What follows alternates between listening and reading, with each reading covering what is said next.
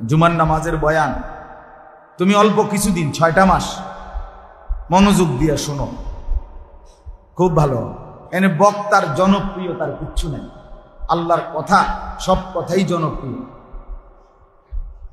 কোরআনের সব কথাই সমান দামি নাকি কম দামি? যিনি বলুক কোরআনের কথা সবসময়ই দাম, সবসময়ই দাম। কাজেই বক্তা পরিচিত না অপরিচিত, জনপ্রিয় না অজনপ্রিয়, এটা কোনো বিষয় কোনোভাবেই না। তাইলে তো এটা হইল মানুষের তাবেদারি হইল, আল্লাহর কথার মহব্বত হইল। ওমান আহসানু কাওলাম মিম্মান দাআ ইলাল্লাহ, আল্লাহ তাআলা কোরআনে বলছেন যে মানুষকে আল্লাহর দিকে ডাকে তার চাইতে উত্তম সুন্দর কথা আর কার হইতে পারে? তাহলে আল্লাহর দিকে যে ডাকে এমন লোক প্রত্যেকেই আহসান। আল্লাহ কোরআনে বলছে আল্লাহর দিকে যারা মানুষকে ডাকে এমন লোক যতজন প্রত্যেকেই সর্বোত্তম, মানে প্রত্যেকেই প্রধান বক্তা, প্রত্যেকেই কি?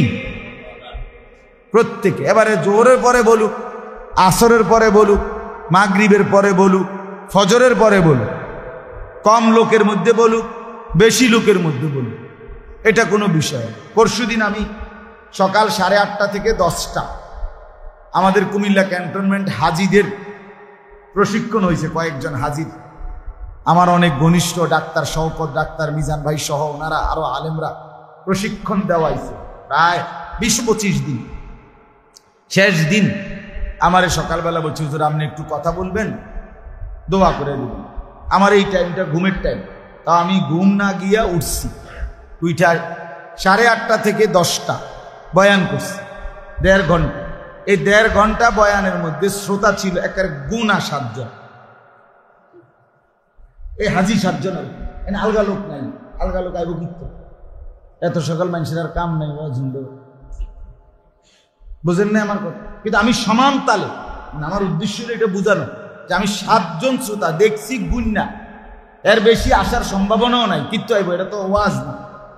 তো এইটা এরা 7 জন হলো হজ যাত্রী, বুঝছেন না কথা? এদের প্রশিক্ষণের জন্য কথা বলা, খালাস আন্তরিকতার সাথেই বলছি, দোয়া করছি। এরপরে না ওদের সাথে নাস্তা খাইয়া চলে আসছি, আইসা ঘুমাইছি। আমার বলার উদ্দেশ্য হইল ধারাবাহিকতা চাই। এ আপনাদের কবুল, লাভ হোক লোকসান হোক, সুখ হোক দুঃখ হোক, ঘরে রোগ ব্যাধি, অসুস্থ হোক, নামাজ ছাড়া যাবে না, আল্লাহকে ছেড়ে দেওয়া যাবে। ফাজাইলে হজ, ফাজাইলে আমালের সাথে যে আরেকটা কিতাবের তালিম হয়, ওখানে স্পষ্ট আছে ফাজাইলে হজ্জের মধ্যে চাচা বাতিজার হজ্জের ঘটনা আছে। বাতিজা চাচার সাথে হজ করতেছে, বাতিজাও বড়, দুজনেই আল্লাহওয়ালা। তো চাচা যতবারই বলে লাব্বাইক আল্লাহুম্মা লাব্বাইক, আল্লাহ আমি হাজির, ততবারই অদৃশ্যভাবে আওয়াজ আসে লা লাব্বাইক, তোমার এই লাব্বাইক উপস্থিত গ্রহণ করলাম না। আল্লাহ তাআলা প্রত্যাখ্যান করে। তো ভাতিজা একদিন বলতেছে, ভাতিজাও একদিন শুনে ফেলছে চাচারে যে আল্লাহর পক্ষ থেকে এই কথাটা বলা হয়। তখন ভাতিজা বলতেছে, চাচা কীর্তেন হজ করলেন, লাব্বাইকও বলেন, স্পষ্ট শোনা যাইতেছে লা লাব্বাইক বলতেছে, আপনার এই উপস্থিতি গ্রহণ করছে না আল্লাহ, তো কেন আর আপনি হজে আইলেন, কি লেগে করেন? চাচা তখন বললেন, ভাতিজা তুমি তো কেবল এই কথাটা আজকে একবারই শুনছো, এতেই তোমার কষ্ট লাগবে উঠছে। আমি তো ভাতিজা আজকে 70 বার এই পর্যন্ত হজ করেছি, প্রতিবারই লাব্বাইক বলতেছি, প্রতিবারই আমার আল্লাহর পক্ষ থেকে আমারে প্রত্যাখ্যানই করতেছে, প্রত্যেকবারই বলছে লা লাব্বাইক, তোমার এই উপস্থিতি গ্রহণযোগ্য না। কিন্তু ভাতিজা তবুও আমি আসতেছি, তবুও আমি বলতেছি, কেন জানো? কারণ আমার এই আল্লাহ ছাড়া আর কেউ নাই। উনি যদি আরো 70,000 বারও প্রত্যাখ্যান করে আমারে ফিরাইয়া দেয়, তো আমি রাগ করলে কার কাছে যাব? বলেন না, আছেনি কেউ? আপনি আজ 30 বছর ধরে আপনার ছেলে মেয়ে হয় না, তো আপনি ডাকতে ডাকতে নিরাশ হইয়া তো এখন বলেন যে বাদ দিলাম, তো বাদ তো দিলেন, এখন ডাকবেন কারে? কথা বুঝেন নাই আপনি? 31 বছরের সময় আপনি এখন কারে ডাকবেন? আল্লাহকে বাদ দিয়ে আমাদের আর আছে কেউ? কেউ।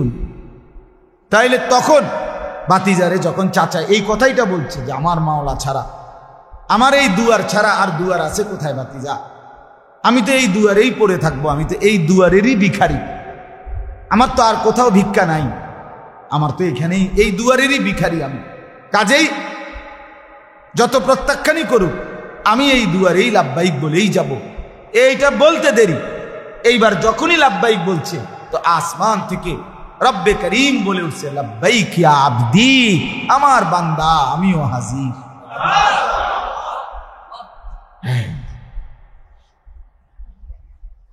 70 বারের পরে রব গ্রহণ করে নিয়েছে, গ্রহণ করে নিয়েছে। তো এই জন্য বললাম এটা গুরুত্বপূর্ণ বিষয়। মানুষের জীবন সবসময়, মানুষ সারাক্ষণ হাসে না।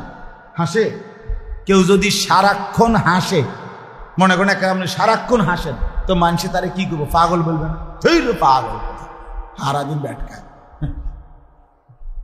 এটা কি সারাক্ষণ ব্যাটকায় থাকে, এটা বলবে কি না বলে? তাহলে বোঝা গেল কেহই সারাক্ষণ হাসেন। মানুষের জীবন সুখে দুঃখে আনন্দ বেদনায় ভরা, কখনো রোদ কখনো বৃষ্টি, কখনো রাত কখনো কি দিন, কখনো আলো কখনো কি অন্ধ, ঠিক প্রত্যেকটা জোড়া জোড়া। আল্লাহর সৃষ্টি সব কি জোড়া জোড়া, সব জোড়া জোড়া। আমরা আপনারা সব জোড়া যদিও আমরা বলতে নাও পারি, জানি না, কিন্তু আল্লাহর ইলমে সব জোড়া জোড়া। সুবহানাল্লাযী খালাকাল আজওয়াজা কুল্লাহা, এই যে পরিষ্কার কোরআনের আয়াত, সূরা ইয়াসিনের আয়াত, সুবহানাল্লাযী খালাকাল আজওয়াজা কুল্লাহা। ওই আল্লাহর প্রশংসা করছি যিনি সব কিছু বানিয়েছেন আজওয়াজ, জোড়ায় জোড়ায়, সব জোড়ায় জোড়ায়। এই যে আসমান, এই যে জমিন, এই যে জোড়া, এই যে রাত, এই যে দিন, এই যে আলো, এই যে অন্ধকার, এই যে হাসি, এই যে কান্না, এই যে সকাল, এই যে বিকাল, এই যে দুপুর, এই যে সন্ধ্যা, সব কিছু জোড়ায় জোড়ায়। সব জোড়া আমরা বলতে নাও পারলেও আল্লাহ সবটাই জানেন, জানেন কিনা? ওয়া খালাকনাকুম আজওয়াজা, আল্লাহ বলেন আমি তোমাদেরকে সৃষ্টি করেছি জোড়ায় জোড়ায়। ওয়া মিন আয়াতিহি আন খালাকা লাকুম মিন আনফুসিকুম আজওয়াজা, আল্লাহ বলে প্রত্যেকটা পুরুষ শুনে নাও, আমি আল্লাহর কুদরতের নিদর্শন, আমি তোমাদের প্রত্যেক পুরুষ থেকেই সৃষ্টি করে রেখেছি তার জোড়া, তার কি স্ত্রী জোড়া। তার সব কিছু জোড়ায় জোড়ায়, সব কিছু। অতএব এখানে সুখ দুঃখ, আনন্দ বেদনা, হাসি কান্না মিলেমিশে থাকে দুনিয়া দুনিয়া। কিন্তু মোমেন হিসাবে আমাদের দায়িত্ব, এটা বুঝতে শিখেন, ভাবতে শিখেন, হার হালাতে সর্বাবস্থায় আল্লাহ তাআলার ইবাদতের উপরেই টিকে থাকে, টিকে থাকে। আমার একজন আপনজন আছে, আমি বুঝ হওয়ার পরে আমার একজন ঘনিষ্ঠ আপনজন আছে, ওনার 5টা সন্তান। আমি বুঝ হওয়ার পরে সারাটা জীবন, আজকে আমি বুঝ হওয়ার পরে আজকে মনে করেন আমি যদি সেই 12 বছর বয়স থেকে খোঁজখবর নিয়ে থাকি ওনার, আজও আজকে আমার 42 বছর, তো ধরেন 30 বছর, এই 30টা বছর আমি দেখে যাচ্ছি উনার জীবনে শুধু বিপদ আর বিপদ। সব সময় উনি কোনো না কোনো মুসিবতে, কোনো না কোনো পেরেশানিতে আছেই আছে, আছেই আছে। এর ভিতর দিয়েই আল্লাহকে ডাকতেছে, এর